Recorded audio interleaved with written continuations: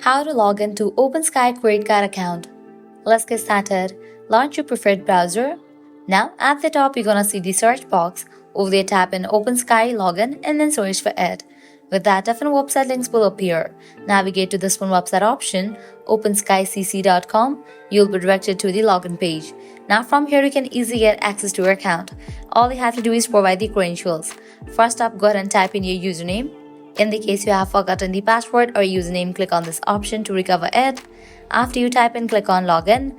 In the next page you will need to type in the password and then click on login, and just for that you will be logged into your OpenSky credit card account. If you haven't registered for your account yet, click on the option of need to enroll and go through the registration process. Well, that's a wrap for this video. At the end, if you guys find this video helpful, don't forget to like, share and subscribe to our channel. Thanks for watching.